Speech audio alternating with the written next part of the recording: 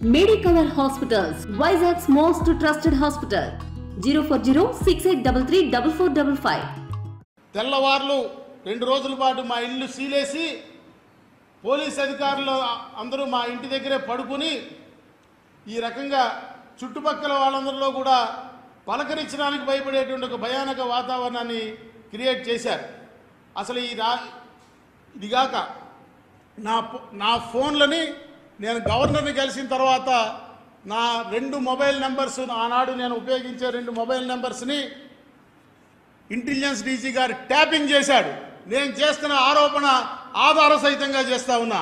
నా ఫోన్ని ట్యాపింగ్ చేసి పిఎస్ఆర్ ఆంజనేయులు నన్ను బెదిరించాడు.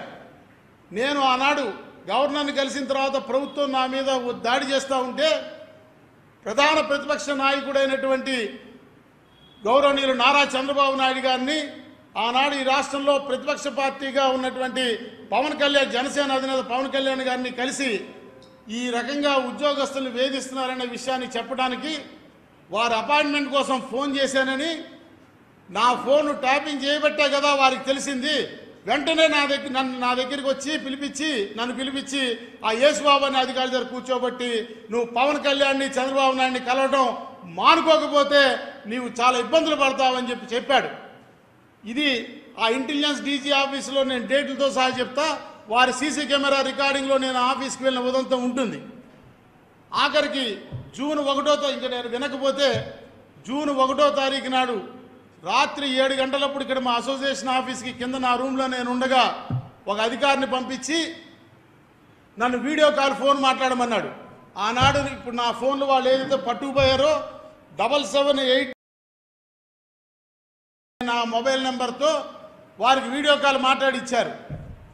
ఆ వీడియో కాల్ మాట్లాడినప్పుడు నువ్వు రేపు ఉదయం 8:30లోగా సజ్జల రామకృష్ణారెడ్డి దగ్గరికి వచ్చి క్షమాపణ కోరి నువ్వు కోర్టులో వేసిన కేసులని నువ్వు విత్డ్రా చేసుకోకపోతే 8:30 తర్వాత యు ఆర్ నో మోర్, భగవంతుడు కూడా నిన్ను కాపాడాడనే పదాలు వాడాడు. నేను వారిని అడిగా, ఆల్ ఇండియా సర్వీస్ అధికారిగా ఉంటూ ఇలాంటి పదప్రయోగం చేస్తూ ఉన్నారు, నో మోర్ భగవంతుడు కూడా కాపాడలేంటి అర్థం ఏంటి, ఫిజికల్గా ఎలిమినేట్ చేస్తారా అని వారిని నేను ప్రశ్నించా. అవన్నీ నాకు తెలీదు, ఎస్ఆర్కే చెప్పమన్నాడు, చెప్పాను అని చెప్పాడు. ఆ మర్నాడు జూన్ 2వ తారీఖు 2023 నాడు ఉదయం అచ్చెన్నాయుడు గారి సహకారంతో నేను నాడు ప్రతిపక్ష నాయకుడిగా ఉన్న చంద్రబాబు నాయుడు గారి ఇంటికి వెళ్ళాను ఈ విషయాలు చెప్పడానికి. వారు దీన్ని అర్థం చేసుకుని ఇది చాలా దుర్మార్గమైనటువంటి వ్యవస్థ, దుర్మార్గుడు రాజుగా ఉన్నాడు, మనం ఈ వ్యవస్థని కాపాడుకోవాలి, మనని మనం కాపాడుకుంటూనే ఈ వ్యవస్థని కాపాడుకోవాలని ఆయన నాకు ధైర్యం చెప్పారు. నాడు చంద్రబాబు నాయుడు గారి ఇంటికి వెళ్ళారన్నది అక్కడ ఉన్నటువంటి సీసీ కెమెరా ఫుటేజ్ని డైరెక్ట్గా ఇంటెలిజెన్స్ డీజీ ఆఫీసులో పిఎస్ఆర్ ఆంజనేయులు చూస్తాడు కాబట్టి అక్కడ నేను కనిపించానని 200 మంది పోలీసుల్ని అర్ధగంటలో మా అసోసియేషన్ ఆఫీస్ చుట్టూ మా ఇంటి చుట్టూ మోహరించారు. నేను వారికి దొరకకుండా వెళ్ళిపోయానని నా డ్రైవర్ని అనిల్ కుమార్ అనే నా డ్రైవర్ని పట్టుకు వెళ్ళి విజయవాడలో 4 పోలీస్ స్టేషన్స్, మొట్టమొదట లెనిన్ సెంటర్లో ఉన్న పోలీస్ స్టేషను, తర్వాత పశువుల ఆసుపత్రి దగ్గర ఉన్న పోలీస్ స్టేషను, ఆటోనగర్లో ఉన్న పోలీస్ స్టేషన్కి తిప్పి అతన్ని నానా హింస పెట్టి కొట్టి, బట్టలు ఇప్పదీసి కొట్టి, అతన్ని కొడుతూ నన్ను ఎక్కడ దింపావు మీ సార్ నేను అడిగితే నాకు తెలియదంటే అతనికి నా కారు చంద్రబాబు నాయుడు గారి ఇంటికి వెళ్ళినటువంటి ఫుటేజ్ని చూపించి, ఇదిగో చంద్రబాబు నాయుడు గారి ఇంటి దగ్గర దింపావు, అక్కడి నుంచి ఎక్కడికి తీసుకెళ్ళావు అని చెప్పి అతన్ని కొడితే, ఆ కొడుతున్నటువంటి సమయంలో ఏసీపీ భాస్కర్ రావు ఫోన్కి సజ్జల సార్ అనే పేరుతో కాల్ రావటం, దొరికాడా చెప్పాడా, ఆ సూర్యనారాయణ ఎక్కడున్నాడా దొరికాడా అని ఆయన అడగటం, లేదు సార్ అని మీరు చెప్తే, దొరికితే నన్ను క్షమించాలి ఈ పదప్రయోగం చేస్తున్నందుకు ఏసేండి అలా మాట సజ్జల రామకృష్ణారెడ్డి అన్నట్టుగా స్పీకర్ ఫోన్లో మా డ్రైవర్ విన్నాడు.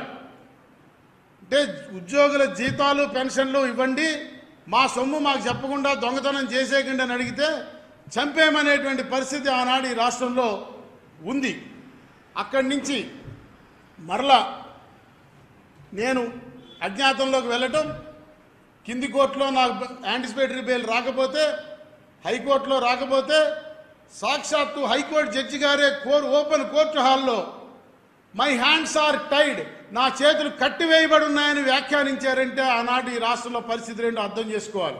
ఇది నేను ఎవరి మీద అభియోగం చేయటంలా, ఇట్ ఈస్ ఆన్ రికార్డ్. ఆనాడు కోర్టు హాల్లో ఉన్న అందరూ కూడా విన్నారు ఈ విషయం. తదనంతరం నేను సుప్రీంకోర్టులో యాంటిసిపేటరీ బెయిల్కి వెళ్తే నాకు ఇంటీరియం యాంటిసిపేటరీ బెయిల్ మంజూరు చేస్తూ సుప్రీంకోర్టు డివిజన్ బెంచ్ సెప్టెంబర్ 15వ తారీఖు నాడు we know what is happening in Andhra Pradesh అనేటువంటి వ్యాఖ్యానం చేసిన విషయం దేశం మొత్తం చూసింది.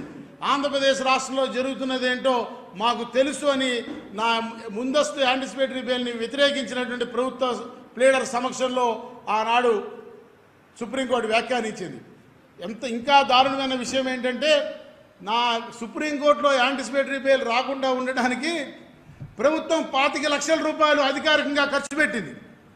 రంజిత్ కుమార్ అనేటువంటి ఒక సీనియర్ అడ్వకేట్ని ఎంగేజ్ చేసి ఆయనకి అపీరెన్స్కి 7.5 లక్షల రూపాయలు మంజూరు చేస్తూ జీవో ఇచ్చింది. ఆయన 4 సార్లు అపీర్ అయ్యి ఆ సొమ్మును తీసుకున్నారు. దానిలో 10% ఏఓఆర్కి చెల్లించాల్సి ఉంటుంది విధాన నిర్ణయం ప్రకారం. ఆ మేరకు నా యాంటిసిపేటరీ బెయిల్ వ్యతిరేకించడానికి దాదాపు 30 లక్షల రూపాయలు నాటి ప్రభుత్వం ప్రజాధనాన్ని దుర్వినియోగం చేసిందనే విషయాన్ని మనవి చేస్తూ ఉన్నాం. మరి అంత దుర్వినియోగం చేసిన బెయిల్ అడ్డుకున్నటువంటి ప్రభుత్వం నేటి వరకు ఆ పోలీస్ అధికారులు ఎందుకు నా మీద ఛార్జ్షీట్ పెట్టలేకపోయినారు? కనీసం ఎందుకు నన్ను విచారించి ఏమి విచారించారో సమాజానికి చెప్పాల్సినటువంటి అవసరం ఉన్నది. మరిన్ని వీడియోస్ కోసం ఛానల్ ని సబ్స్క్రైబ్ చేయండి. లేటెస్ట్ అప్డేట్స్ కోసం వాట్సాప్ ఛానల్ ని ఫాలో చేయండి. అండ్ లింక్ డిస్క్రిప్షన్ లో ఉంది.